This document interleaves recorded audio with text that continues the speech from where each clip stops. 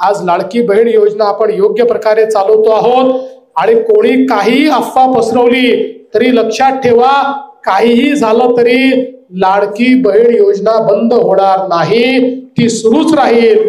माझ्या बहिणींना ते पैसे मिळतच राहतील।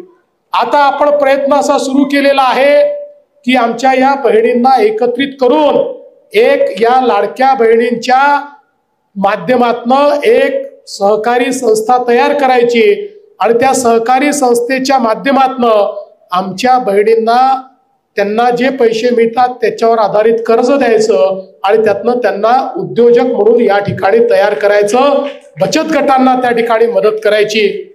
मला असं वाटतं की आमच्या मेघनाताईंनी त्याच्यामध्ये खूप आघाडी घेतलेली आहे। मेघनाताई फक्त परभणीत करू नका, तुम्ही हिंगोलीच्याही संपर्क मंत्री आहेत, त्यामुळे हिंगोलीमध्येही माझ्या या सगळ्या ज्या बहिणी बसलेल्या आहेत यांचंही मार्गदर्शन तुम्ही करा। पण हे सांगत असताना मला या गोष्टीचा आनंद आहे की आमच्या देशाचे प्रधानमंत्री माननीय नरेंद्र मोदीजींनी या ठिकाणी लखपती दीदीची योजना आणली। मोदीजींची इच्छा आहे की आमच्या सगळ्या भगिनी या लखपती दीदी झाल्या पाहिजे, म्हणजे वर्षाला दरवर्षी 1 लाख रुपयांपेक्षा जास्त पैसे हे त्यांनी कमवले पाहिजे, तर त्यांना लखपती दीदी आपण म्हणतो। आपल्या सरकारने आमच्या बहिणींकरता या ठिकाणी लाडकी बहीण योजना ही सुरू केली।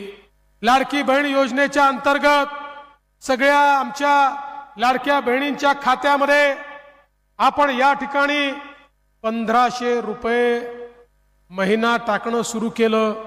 योजना अनाउन्स केली तर काँग्रेसचे, शरद पवार गटाचे, नाना पटोलेंचे, काँग्रेसचे लोक आणि शिवसेनेचे उद्धवजींचे लोक, त्यांचे सगळे आमदार आमच्यावर टीका करत होते।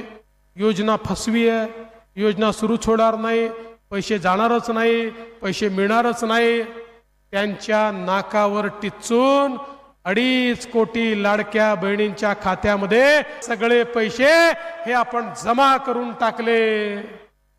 पण लाडक्या बहिणींनो, जसे आम्ही तुमचे सख्खे भाऊ आहोत, काही सावत्र भाऊ देखील आहेत। आशीर्वाद मिळाल्यानंतर लाडकी बहीण योजनेचे 1500 रुपये नाही, 2100 रुपये बहिणींच्या खात्यामध्ये जाणार आहेत।